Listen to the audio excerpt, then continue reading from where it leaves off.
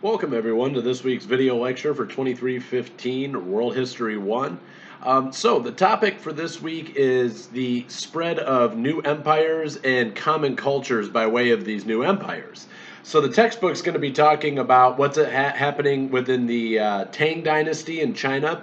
And really what you're looking at there is you're looking at this reunification of China. It kind of broke down into a lot of different political entities, all of whom are vying for control, trying to put that state back together. And it's not until the Tang Dynasty comes around in the early 600s and right up through about the 900s, they're going to be working on unifying China and bringing it back into a single state system.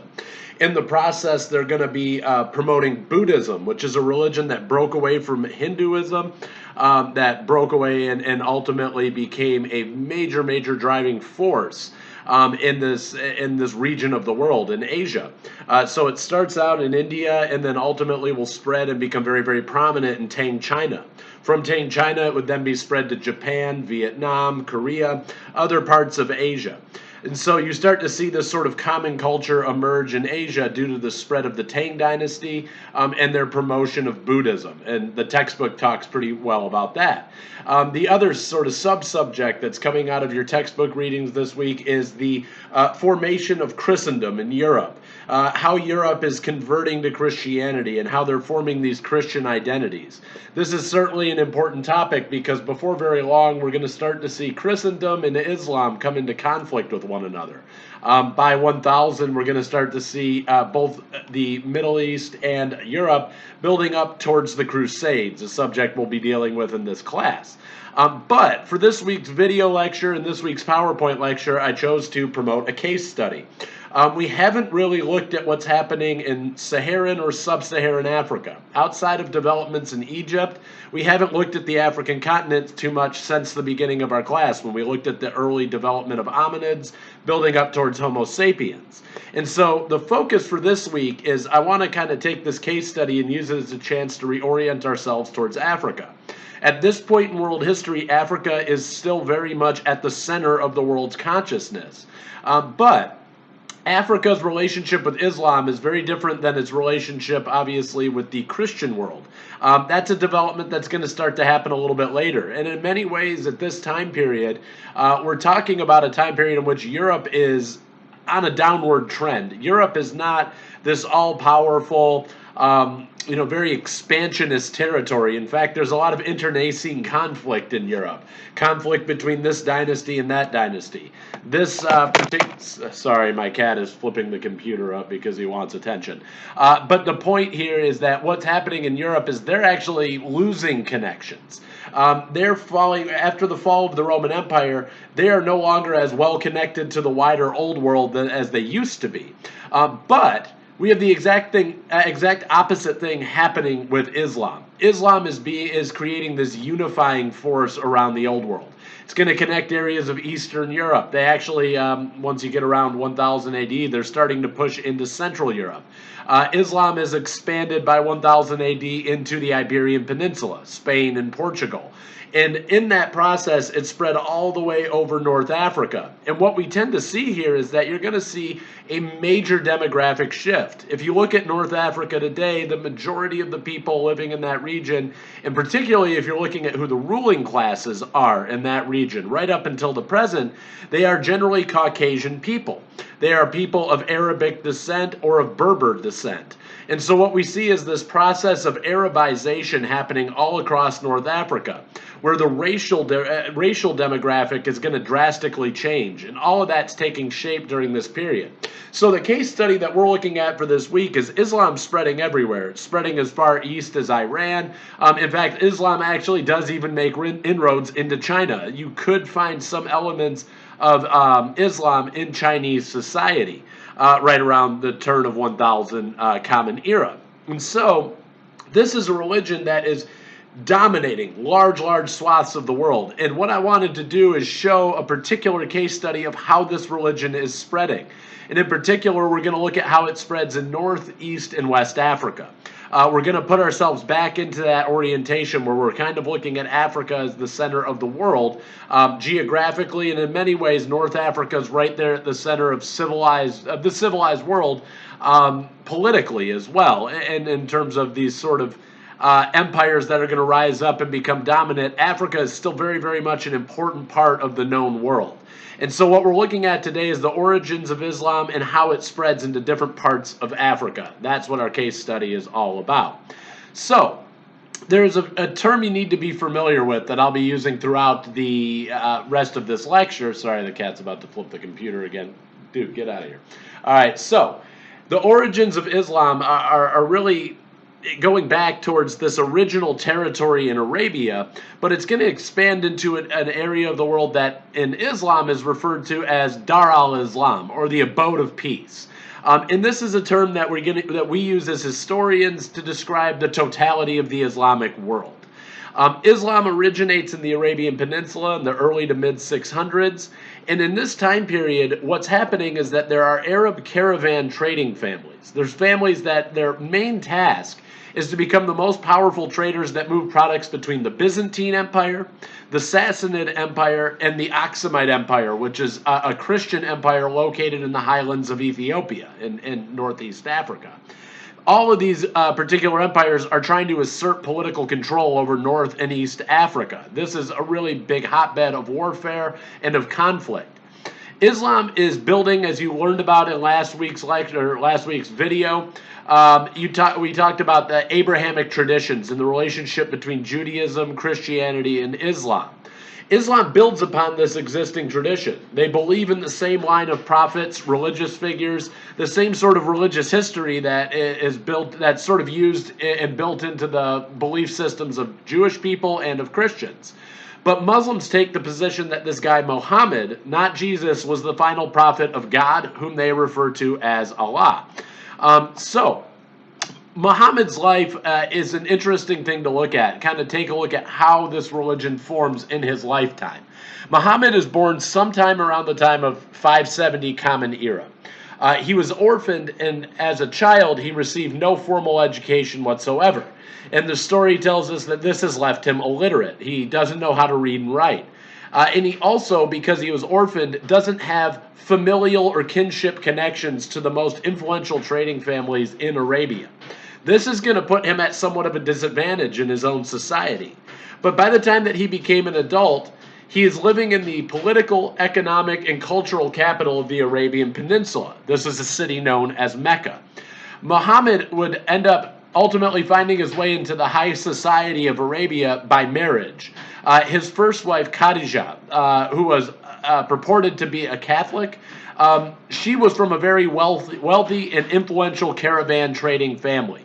And it's through her wealth and connections that Muhammad is going to be able to start rising up through Arabian society to become more and more of a prominent figure. By the time he's an adult and he's married, he is a well-noted and much-respected mediator in the city of Mecca. People would go to him because he was very wise at settling any sort of trade dispute or any sort of familial dispute that's happening between two different kinship networks. So, Muhammad, the story of Islam basically tells us that there was a night in which Muhammad goes up into the hills and the caves outside of Mecca, and he secludes himself. And he's really going there to reflect on life and the meaning of life. And at this time, he's visited by the archangel Gabriel. And he was told that he would become the last of Allah's prophets. After this encounter, the formerly illiterate Muhammad is said to be able to recite really eloquent religious poetry. He could expound upon the word of God. So this guy who has no ability to read and write all of a sudden becomes this very, very well-known orator. That's not something that you generally would consider an illiterate person to be able to do. And so this is seen as sort of a miracle that shows that he has been touched by Allah or God. So his words would ultimately go on to form the basis of Islam's holy scripture, the Quran. Now, we don't need to get too much, just like we did with Judaism or Christianity. We're not going to get too deep into the actual doctrinal or dogmatic elements of the religion. As historians, that's of little consequence to us. What they talk about on paper and how the religion works in real life are two different things. And as social scientists and historians, we're a little bit more concerned with the practicum. How did this actually work once it hit new communities? How did Islam actually get adopted? And as far as the doctrine goes, we're only really concerned with how that impacts the socio or political elements or economic elements of the religion. But Islam conceptually is very, very similar to Christianity in that it stresses an absolutist form of monotheism. Basically what that means, and just so you know, if the camera shakes, my cat is back, so he's just looking to cause trouble here. But what Islam is all about is this absolutist form of monotheism. Just like Christianity, it says there's one God only, and if you worship any other God, you're blasphemous. And that's how Islam is very, very much similar to Christianity. There are no deities aside from Allah. Now, this is going to put the religion in sort of a collision course, because the Arabian religion at this point is polytheistic. There are many, many gods.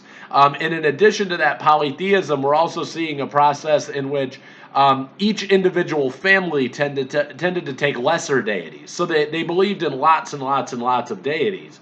And so when he comes along and says, nope, there's only one God, and if you're not following that God, you're wrong, this is shocking to the rest of Arabia. This is not something that is going to be very, very well received. So Islam also advocates for the adherence, total submission to the religious doctrines as they're laid out within the Holy Scriptures. So, as we have already talked about, the pantheistic and polytheistic traditions of Arabia, they don't really sync up with Muhammad's new religion. And this would lead to an episode in 622 Common Era in which Muhammad and his loyal band of followers are going to be driven out of the city of Mecca. They're forced to flee, and they take shelter in the neighboring city of Medina. Within a decade, they stay in Medina till about 632 Common Era. Muhammad and his followers get more and more people to join their cause. And they're ultimately able to build up a pretty formidable military force. And they march back into Mecca, and they defeat his former enemies. This would become the basis of the Hajj, which is an annual pilgrimage practiced by Muslims all around the world. And the idea is that they all return to the holy city of Mecca, representing this it's a religious pilgrimage to Muslim people, but it represents this return to the city of Mecca by Muhammad and his followers.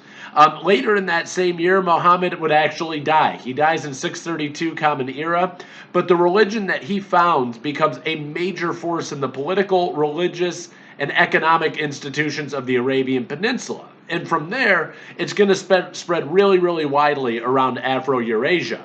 And of course, for our concerns within this case study, we are looking solely at the spread of this religion into Africa and the African continent. The first place, if you're looking geographically, that this religion's really going to take root is going to be in that place we're very, very familiar with, Egypt, the one we've kind of been going back to since the Neolithic era and the beginning of the class. So, the North African coast and Egypt represented very fertile grounds for the spread of this new religion. Egypt at this point in time houses one of the world's largest populations. In the cities of the North African coast were well connected to the markets of sub-Saharan Africa. And then from there, they're also connected to the markets of the Mediterranean world. So really, you're right there at the crux of the known world. This is really the sort of the hotbed of civilization at this point in time. Islam spreads into Egypt over the course of 3 years. It generally is seen as happening between 639 and 642. And to be very honest, Islam spreads really, really easily. It's welcomed with open arms in Egypt because the rulers of Egypt are Byzantines. They're operating out of Anatolia, or modern-day Turkey, and they had been in control of Egypt for a very long time, but they're exceptionally unpopular here. The Egyptian citizenry doesn't care for the Byzantine rulers. The Byzantines clashed ideologically because the majority of Egyptian people at this point are Coptic Christians. And this is something that Coptic Christianity is a different sect. It's different from Roman Catholicism. It's different from Byzantine Christianity, and it's a type of Christianity that's very, very popular in Egypt, in Nubia, in the Cushitic kingdoms. Coptic Christianity is the dominant form of Christianity in North Africa, but the Byzantines practice a different type. And so they suppress the practice of Coptic Christianity, and that doesn't sit well with the common people. Additionally, economically, the Byzantines are very unpopular because they are taxing Egypt's citizenry at an incredibly high rate. And so obviously, if you're pulling food out of people's mouths, you're taking money out of their pocket, they've got no love for you. And so, in many ways, because of these strains between the Egyptian Coptic population and the Byzantine leadership of Egypt, Islam is welcomed as a liberating influence in the region.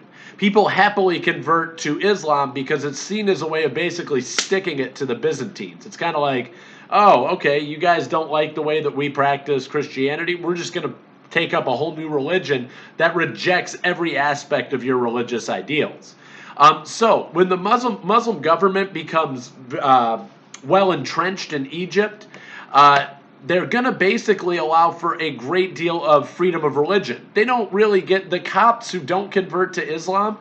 They're not really put down upon. People aren't sitting there attacking their doctrine or their dogma.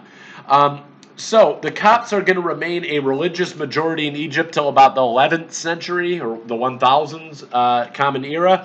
But Muslim rulers in Egypt allow the Copts to continue to practice their type of Christianity free of interference, unlike the Byzantines had done. In addition, they are going to lower the tax rates on the average Egyptian citizen, and that makes them fairly popular as well.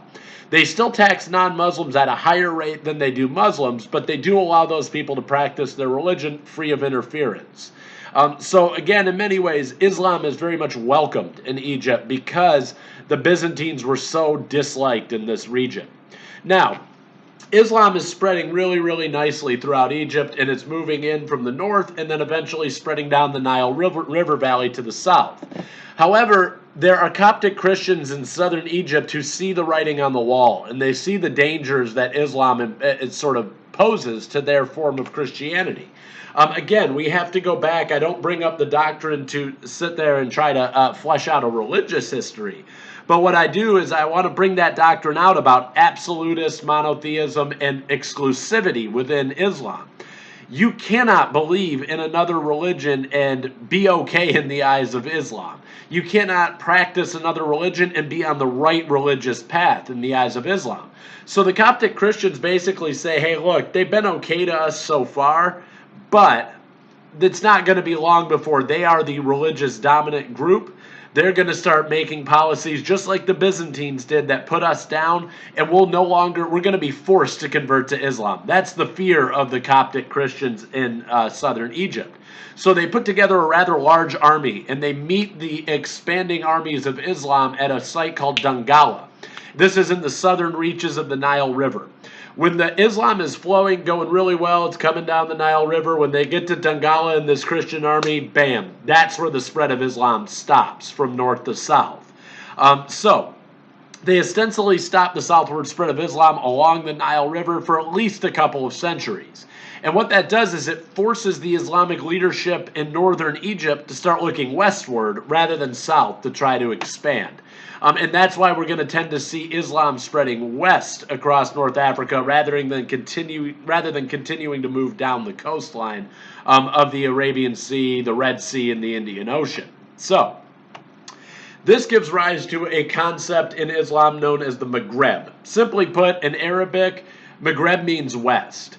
But the term has now, by historians and social scientists, it's come to be applied to a specific region of North Africa where Islam spread between the 600s and 750 Common Era. Initially, Islam faces really fierce opposition in this period and in this particular region of Africa because you have Berbers living in this region. There are a lot of Berbers living here. They have already fled the Arabian Peninsula and moved into this area of North Africa many centuries ago. And they are resentful of Arabic things, their Arabic influence, of the religion, of their culture. And so the Berbers are very, very anti-Islam when it first starts spreading here. A notable opponent of Islam in this region is a soothsayer known as Al-Kahina. So Al-Kahina is a female soothsayer or sort of diviner who practices traditional Berber religion. Her forces are putting up a great deal of resistance to the spread of Islam in this area that we today would call Tunisia. She fights for almost 30 years. And eventually her forces would be defeated in 698 Common Era. But you can see just through this fight between Al-Kahina and the spread of Islam that there is really, really fierce opposition amongst the Berbers. They're not willing converts, and it's going to take warfare to convert the Berber populations to Islam. As Islam is spreading throughout the Maghreb of North Africa, you see the establishment of what are known as rabats. These are fortified towns. Islam is basically establishing a frontier from which to continue to spread. When Muslims move into this area, they build up fortified communities, and this is meant to separate the Muslim population from the non-Muslim population. And so this is what allows Islam to flourish free of interference in North Africa for many, many years. It's very likely that if you didn't have these rabats, Islam would have been subsumed by local custom and cultures, and you would have had this sort of syncretic religion rise in the area. But Islam is able to maintain at least what they consider to be pure development, free of the influence of these other poly and pantheistic religions in North Africa. In addition to that, the rabats have a pretty practical purpose in that they become these fortified areas that are difficult for the Byzantines to try to take control of. And so ultimately, they're going to use these rabats to start driving the Byzantine Empire out of the North African coast in its entirety. And by the late 7th century, you'll see that the Byzantines don't really have any influence in North Africa anymore. So Islam is moving basically through this area, through just the way it did around Arabia and into Iran and Iraq and Anatolia and other parts of the world. It's moving by trade caravans. And by way of moving along with trade caravans, it becomes firmly routed and sort of rooted in North Africa. But it also is you're going to see some religious schisms start to happen when Islam takes hold in North Africa. It's here that you start to see a break between the Shia and the Sunni and the Kharjiites and the Sunni. So Sunni orthodoxy is something that's being practiced in Arabia, and that's the type of Islam that's being practiced in Egypt. But the Shia break away, and they are going to start to argue that the only legitimate Muslim empire or state is one that is ruled by what they call a rightly guided caliph, or Rashidun. These are individuals that were direct descendants of Muhammad's daughter Fatima, and his son-in-law Ali. And so right there in Islam early on, you have a break between the two types of orthodoxy. The Sunnis don't believe that you need to be a descendant of Muhammad by way of his daughter Fatima and her husband Ali. They believe that you can be a rightly guided caliph simply by your exposure and experience with Islam through Islamic jurisprudence. However, the Shia believe you need this sort of you need to have the religious sort of pedigree running through your blood. And so that's where you're going to see this break happening. And this is all taking place as Islam is trying to spread into North Africa. Ali is going to be defeated by the forces of someone named Muawiyah ibn Abi Sufyan. This individual, Sufyan, is going to go on to establish what's known as the Umayyad Caliphate. And the Shia practitioners tend to flee to the Maghreb to escape the authority of the Umayyad Caliphate. The Umayyad Caliphate is a Sunni caliphate. And so what you tend to happen is anybody who believes in Shia or any other little smaller faction of Islam is going to decide to leave Arabia because they can't practice their religion there. And they take shelter in North Africa and the Islamic Maghreb. So this is another way we tend to see the religion spreading in this region.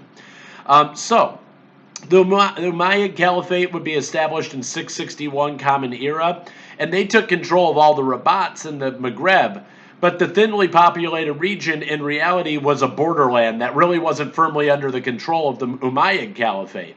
So that will allow the Shia and the Kharjiites space to operate without a lot of interference in this region of North Africa. Just for your knowledge, the Umayyad Caliphate was centered in Damascus, which was their capital. But the Caliphate had considerable power in Egypt as well. They controlled all of Egypt. And so people had to move beyond Egypt and go further west into the North African Maghreb to find any kind of freedom of religion and to get away from the control of the Sunni-led Umayyad Caliphate. Like the Shia, the Kharjiites are they are supported. They support Ali's religious and political authority in the Islamic world. And also, like the Shia, they are going to flee into the Maghreb when the Umayyads came into power in Arabia and Egypt. So in the Maghreb, there is an area around the Atlas Mountains. That's where the Kharjiites are going to set up shop, and they become very highly successful. They spread the message to the Berber population, and it's actually by Shia, not through Sunni, that the Berbers tend to convert to Islam in North Africa. The Berbers are a tribal people. They have a deep, deep disdain for any kind of centralized authority. They've been living in clan-based living arrangements for many, many, many centuries. And so it's not odd to see them basically reject any kind of king, caliphate, centralized political authority. They also don't align their social identity with the growing Arabic identity that's spreading from Arabia into North Africa. And so this idea of having an Arabic identity, using Arabic language, is something that's being stressed very, very hard by the Umayyad Caliphate. They wanted to create ethnic unity and linguistic unity within their territories. Going back to that overarching theme of your textbook chapter for this week in creating a common culture. The Umayyad Caliphate did a lot to create this common culture. But in the process of converting the Berber populations, mainly through Islam's spread along the Saharan desert's trade caravans, this is a process that goes on for hundreds of years. But when Shia emerges in Islam early in the 10th century to challenge the authority of the Abbasid dynasty, that is a dynasty that grew out of the remains of the collapsed Umayyad dynasty, the Shia quickly set about removing any kind of Abbasid influence from Tunisia and North Africa by way of carrying out a revolt before defeating the Berber Kharjiite forces in this region as well. So the Berbers, from that point forward, have no real choice. They're going to be forced to adopt Shia religious traditions in the Maghreb as a result of this defeat. So it's really the Berbers are taking Shia better than they are Sunni, but they're not fully converting. It's by way of the Kharjiites that you're going to start to see them start to sort of convert. And then when the Kharjiites lose to the Abbasid forces in northwestern Africa, ultimately the Berbers are going to say, and the Kharjiites are going to say, we're done, we have to give this up, and they're going to start converting to a more mainstream form of Islam that's starting to become practiced there in the Maghreb. So when we look at the next caliphate to sort of emerge in this region, it would be the Fatimid Caliphate or the Fatimid dynasty.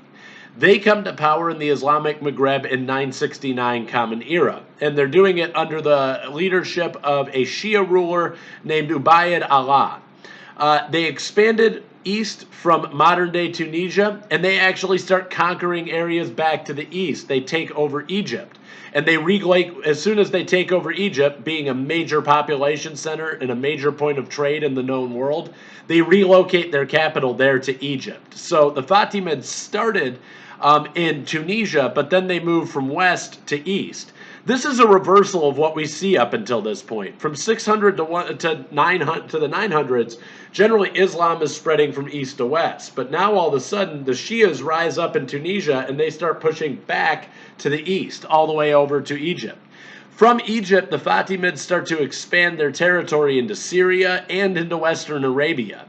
This is critical because what we're seeing here is that the center of the Islamic world has now shifted.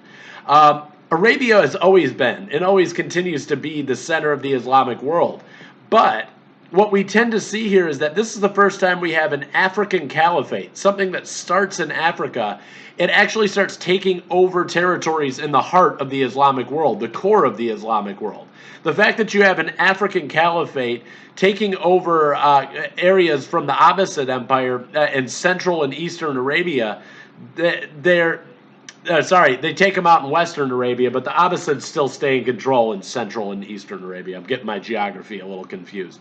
But the Fatimids actually take a part of the Arabian heartland, and this is an African caliphate. So it forces a sort of re-examination of Africa's role within the overall spread of Islam, and I think many scholars are starting to come to the conclusion that without Africa, Islam probably wouldn't have taken the historical trajectory that it did. Now, the Fatimid Caliphate or dynasty will remain in control of Egypt for about 200 years, all the way up into the 11th century. And that's when they try to crush a pro-Abbasid Zirid group. And I know I'm throwing a lot of dynasty names at you. You can go look them all up in the PowerPoint slide. But the Zirids are a Berber Islamic group that took power to end the Fatimid dynasty. Before they break away completely and destroy all the vestiges of Fatimid power outside of Egypt. And they are operating, the Zirids are pro-Abbasid, they align with the Abbasid, they share the Sunni sort of orthodoxy, but they're going to ultimately march out of Tunisia, and they basically destroy all the vestiges of Fatimid power in North Africa. Now, as this is happening, as the Zirid dynasty is pushing the Fatimid dynasty out of its traditional areas of power, the Fatimids do something a little bit unusual. They invite a group of Arabic nomads known as the Banu Halal into the area of North Africa to settle. And they're trying to do this to push the Zirid uprising back. It doesn't have that effect. The Zirids are successful in driving the Fatimids out of a lot of areas of North Africa. But as a result of this migration, and this is what I really want you to take away, again, we're talking about common culture, and what we're going to see happening at this point in North Africa is a major demographic and cultural shift. When the Banu Halal start to move in, the line between Berber and Arabic cultures starts to become a little bit more blurred. The Banu Halal are going to settle and intermarry with the Berbers in this region. And this starts to destroy that sharp divide that's happening with the Rabats, where you have these Islamic towns and town centers in the Maghreb that are Arabic speaking, and then the rural areas around them that are speaking Berber, and then other local African and Nilo-Saharan languages. So what happens here is, in essence, with the Banu Halal moving into North Africa, we see a process that I put it in bold print in our PowerPoint slide. A process of Arabization begins to occur in North Africa. And from this point forward, we're going to see any sort of African or Nilo-Saharan religion, languages, cultures, religions, they all start to get pushed out. And Arabic becomes the dominant language in this area. Arabic culture becomes the social dominant institutions. Obviously, Islam is going to become the dominant religion of this region. But what happens is we start to see a shift in which North Africa, which traditionally had large numbers of Berber, ethnically Berber people, and then racially African people living in the region, it starts to become Arabized, so that within a couple hundred years of this process starting to take place, you start to see that Caucasian Arabic people, with Arabs being Caucasians racially. And that's something I do want to break down real briefly. I don't want to get into the science of this because science and social science are two different things. But scientifically speaking, there's only three races in the world: Asian, Caucasian, and African. And so what you see here is that as Arabs start to flood into North Africa, you see it shift from being a largely African racially place to being a largely Caucasian place. And that's something that's still prevalent right up until today. If you go in and look at the governments of most North African states, even if they do have a sizable proportion of racially African people living in that territory, the political class, the leadership class, is still racially Caucasian and ethnically Arabic. So that's what you're tending to see. That process starts to take shape as far back as the 900s. And so it's something that's going to be firmly rooted by 1200. Now, this brings us to a very important turn in the spread of Islam in North Africa, and that is the emergence of the Almoravid state. Now, you are probably largely familiar with this group as the Moors. But that is the Almoravid, and the Almohad dynasty is what Europeans used to collectively refer to as Moorish kingdoms or Moorish people. By the 11th century, or 1000 Common Era, time period, Islam is firmly rooted in all the coastal regions of the Maghreb. It still has limited influence in the hinterland territories. But Islamic practices in this region were really varied pretty widely. And so you have a lot of localized practices. They don't actually resemble the type of Islam that you're seeing practiced in the Arabian Peninsula. In a lot of ways, you could argue it's a syncretic or a separate religion in this area. But a caliphate is going to emerge in what's now Mauritania, Morocco, Algeria, and then eventually spread to southern Spain. And the Almoravid state is going to alter the pattern of religious practices in North Africa. With the Almoravids, they're taking over a rather wide swath of northwestern Africa, and they even spread into across the Mediterranean and into Europe. But in 1035 Common Era, there was an unknown Lamtumna Berber chief, and I always get that word wrong, but he undertakes the Hajj to Mecca. And when he gets there, he looks at how Islam's being practiced in its heartland in Arabia, and he compares it to his home in northwest Africa. And he basically says, this doesn't look right. We're not practicing Islam the right way over in Africa. This is how it ought to be done. And so he employs a very, very well-known Moroccan scholar by the name of Abdallah ibn Yassin to assist him in formalizing and spreading these formal Islamic practices in the Maghreb. Yassin begins by attempting what's known as a jihad of the mouth. He tries to go around educating people and raising awareness of the tenets of Islam among non-Muslim communities in this area, really with the end goal of getting them to convert to this religion. But his attempts fail. Because of that, Yassin is going to declare himself a Mahdi, or what is known as a redeemer of Islam. And he takes up what's known as a jihad of the sword. And here he's going to use military might, basically force the conversion of non-believers in states surrounding his own. This effort galvanized in the formation of what's known as the Almoravid dynasty. Under the Almoravids, the practice of Islam was formalized, and they start to practice an orthodoxy similar to what you see in the Arabian Peninsula. So now Islam in northwest Africa and in northern Africa starts to look a lot more like it does in Arabia. The Almoravid dynasty lasted for about 100 years before it was replaced by a very closely related dynasty known as the Almohad. However, this is a notable period in Islamic African history because it deepens the ties, political and social, between Arabic-speaking communities to the east and the Islamic Maghreb of North Africa. The Almoravid dynasty is also significant, and I want to really drive that point home, significant as in it might show up on a term ID in your final exam, significant. But they are significant because the Almoravids don't just spread in North Africa. They actually start engaging in Western Europe. They start going up and conquering territories in the Iberian Peninsula, or modern-day Spain and Portugal. This is going to become incredibly relevant to the overall scope of world history because the Spanish Christians are going to respond with the Reconquista, trying to force these Islamic rulers out, and then ultimately, after they forced Muslims to convert, they're going to carry out what's known as the Spanish Inquisition to try and test the faith of those converts. But it's under the Almoravid and the Almohad dynasty that we see these major inroads being made into Europe. And so you're starting to see by 1270 Common Era, the Almoravid and Almohad dynasty has taken control of almost half, if not a little more than half, of the Iberian Peninsula in the southern part. So there are a few more dynasties to take a look at. And one that I really want to point out for you for the purposes of the exams are the Mamluks, or the Mamluk dynasty. This is an interesting one in Islam because this is a slave dynasty that's going to become very important in the overall scope of the Crusades. So is the Ayyubid dynasty. In fact, the Ayyubid dynasty is under the control of a guy named Salah al-Din. You might have heard of him. Saladin is generally what he's called in Western culture.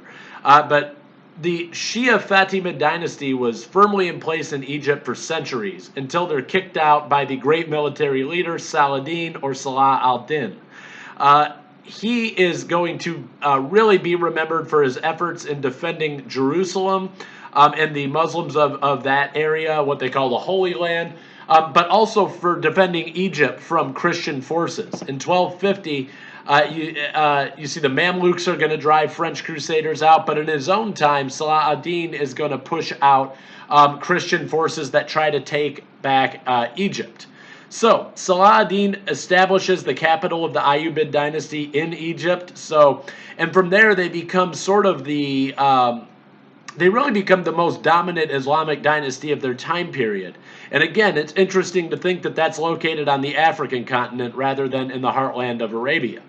But while he's in control in Egypt, he hires a bunch of Coptic Christians to work as civil servants. And then he goes out and brings in a bunch of slaves that are known as Mamluks. These are slaves from the Black Sea region and from Anatolia, modern-day Turkey. And so he goes and gets basically Eastern Europeans and Turkic people to come and work as slaves, and they're known as Mamluks. But in 1250, these Mamluk slaves who had adopted Islam over the generations decide to rise up and seize power in Egypt. And they overthrow the Ayyubid ruler, Sultan al-Malik al-Salih. He is going to die. They see a power vacuum and an opportunity, and so they come in and overthrow the government, and the slaves of this society are going to establish their own dynasty known as the Mamluk dynasty. The Ayyubids try to take Egypt back from the Mamluks, and the former slave class is going to stay in power. The Ayyubid is not successful in taking Egypt back, and they establish what is viewed by the rest of the Islamic world as a legitimate Muslim dynasty of their own in North Africa. And so the Mamluks are going to become a very important power in that region of the world. I also, in my PowerPoint, in an effort to kind of keep this short, I'm not going to talk about the spread of Islam to the West African savannah. I cover some of that in my PowerPoint lecture, mostly because I myself am a West Africanist. But there is one thing, well, actually two key points I want you to take away. I want to try to keep this video short. But there's two things that are going to develop under an empire known as Mali in West Africa. The Malian Empire is going to be established, usually the narrative generally puts it around 1230 Common Era. But the Malian Empire is then from there going to basically take control of the key trade sites in North and West, the West African Sahel. Really, the Malian Empire grows up in an area that we would call geographically West Africa. But their kings, or what they call mansas, are going to take control of this area. They take control of all the trade routes, and they're incredibly wealthy. And what they take places like Djenné and Gao. These are the major trade centers of West Africa. And they take this wealth and this influence, and they start consolidating a lot of Arabic script and Arabic knowledge. They compile it into these major universities and libraries in their capital city known as Timbuktu. So Timbuktu is critical to the development of Islam. At this point, in the 1200s and 1300s, Timbuktu becomes the educational center of the Islamic world. Doesn't matter where you're born. If you're a Muslim born in Anatolia, if you're a Muslim born in Iran, a Muslim born in Arabia, it simply doesn't matter. If you want the best Islamic education you can get, you would go to Timbuktu in West Africa. This becomes the site of Islamic learning and scholarship for a couple hundred years. And most of their universities are centered out of their great mosques, which are the Djingareyber Mosque, the St. Khoury Mosque, and the Sidi Yahya Mosque. And you can see, I put pictures of this up in the PowerPoint slide, they all have a very distinctive African style of architecture that doesn't reflect what you see in Arabia at this point in time. But this becomes the epicenter of learning in the Islamic world. So that's one thing I want you to take away from the spread of Islam in West Africa. The other element that I want you to be aware of is the pilgrimage of a guy named Mansa Musa. He is a king of the Malian Empire. And he is a keen student of Arabic language and the Quran. And in 1324, He becomes the first West African ruler to undertake the 4,000 mile long pilgrimage to the epicenter of Islam, or the religious site of Islam, Mecca. He's going to be the first African ruler to undertake the Hajj. And so as he's traveling along the Saharan trade routes and he is moving through all these cities, he has an entourage of tens of thousands of people. He has servants, scholars, architects, government officials, all of whom are incredibly well-dressed, well-appointed, well-fed, and well-cared for throughout the city. As he continues to move through these lands of Islamic rulers, he gives each one of them a handsome reward for safe passage. This guy's basically wandering throughout North Africa on his way over towards Arabia, handing out gold like they're chiclets. And so this guy has so much incredible wealth.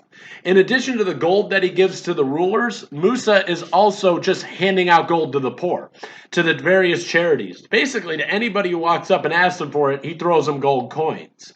It's been said that Musa gave out so much gold during his travels that it actually, the material good, the value of metal drops in Cairo's markets because he spent so much gold that it became devalued there.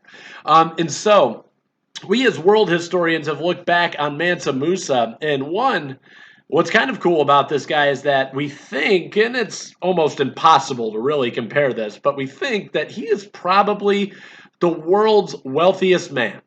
If you look throughout the entire human civilization from the period that we started with all the way up to the present, we think that this guy, Mansa Musa, was the richest person in the world for his own time period. And so he takes this rather southerly route across the Sahara, moves on his way to Mecca. He's building all these cool buildings. He's using his architects to work on these projects, and he's handing out gold left, right, and center. Now, there is significance to this pilgrimage beyond the fact that this is the first African ruler to undertake it. Because there is no new and growing scholarship that talks about the fact that Europeans, they've largely lost sight of Africa. Once the Roman Empire breaks down, they're aware that Africa's there. They know it's to the south. It's not like they don't know this giant landmass is down there. But their connections with Africa have been totally cut off. They've fallen into disrepair during the Middle Ages in Europe. So they know they exist, but they don't really know what's going on anywhere in the interior of the continent. It's all just a big blank space on the map to them. But they start to hear rumors about this African king and him taking this pilgrimage over to Mecca. And their ears perk up. Now, that wouldn't be a big deal, right? An African king took the pilgrimage to Mecca. European would be like, I don't care. But they start to hear things like, he spent so much gold that it devalued the market for it in Cairo. He walked along all of North Africa handing out gold to anybody who would ask for it. That basically, that the Europeans start hearing rumors about this guy. And all of a sudden, they start to become a little bit more interested in what's going on in Africa. And so these rumors regarding Mansa Musa's pilgrimage, and really more importantly, the amount of gold that he had access to, start spreading quickly all over Europe. They come in through the Mediterranean port cities in Italy, and they reach as far north as Germany, Spain. There's even in France, there's talk of this guy, Mansa Musa. And a lot of historians are now starting to argue that a lot of what sparks Europe's age of maritime exploration in the 1400s and exploring the African coast is because they start to become aware of the incredible material wealth that exists in West Africa. So they're talking about, basically, when you start looking at European maps from the 14th century onward, when they show Africa, there's usually a guy sitting in the middle of it holding up big pieces of gold. And then you start to hear rumors that in West Africa, gold just grows on trees, and that's why this guy had so much of it. And so what this does is it spurs on the European imagination. They start taking a renewed interest in Africa, not for any, altruistic or cultural reasons, but because they go, this place is super wealthy. We need to go down there and check out what's going on. And so they're going to go down and start, really, because of Mansa Musa, they start thinking about this idea of moving into Africa and exploring that region. And the Portuguese are going to be the first ones out really trying to do that in the 1400s. So I talk a lot more about the Africanization of Islam and the spread of traditional religion and conversion to Islam. Definitely things you want to read through. Become familiar with Africanization and the syncretism of religion that's happening in that area. But for the most part, that wraps up my discussion of the spread of Islam in North and West Africa.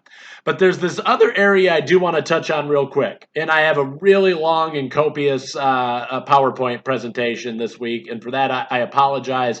But we are truly getting into some areas that I consider myself to be pretty well versed in, being an Africanist scholar.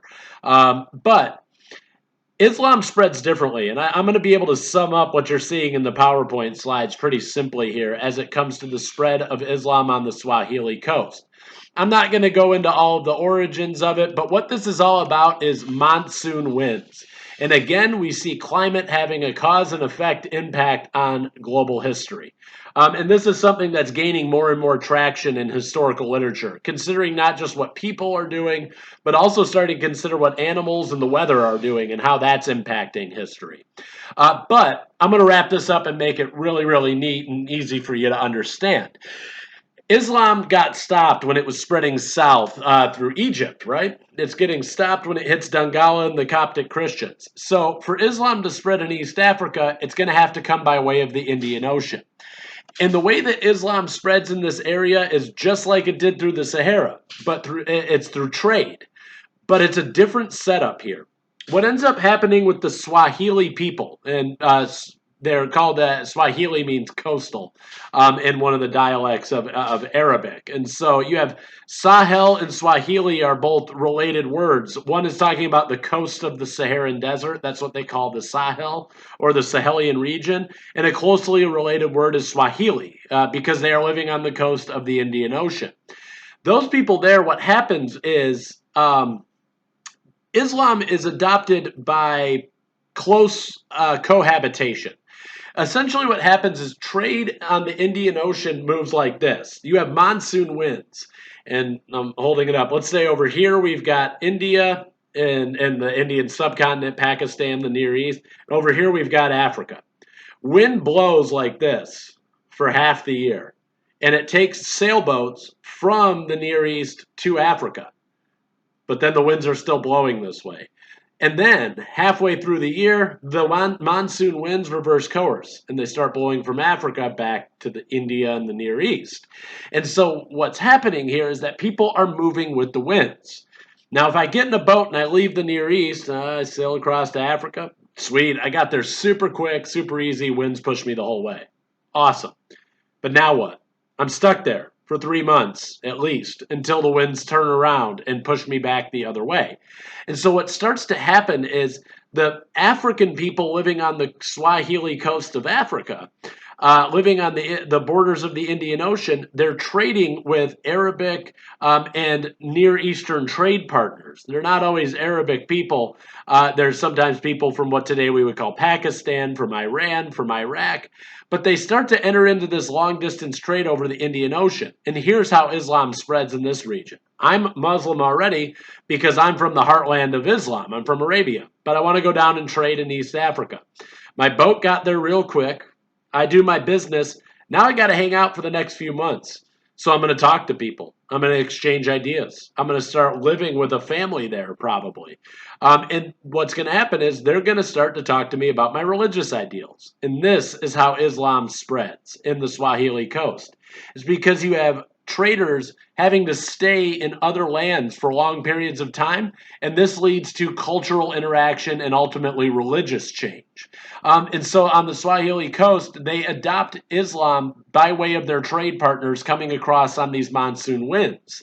And from there, they are going to start to Africanize their practice of Islam. We start to see that in a lot of ways their culture isn't just a straight mimicry of what's happening in Arabia. They too are going to Africanize these practices. Ultimately in the Swahili states you start to see Sharifian families coming to power. These are families that are considered to be rightly guided rulers in a lot of ways, in the same way we saw with the Rashidun. But the Sharifian families are prominent families in Arabia, and they're going to start to take control of the critical trade centers on the Swahili coast. But really, what you need to know is that the Swahili states were middlemen and they were trading interior African products into the Indian Ocean. But because of the way the winds worked there, they ended up getting exposed over long periods of time to Islam and ultimately adopted the religion.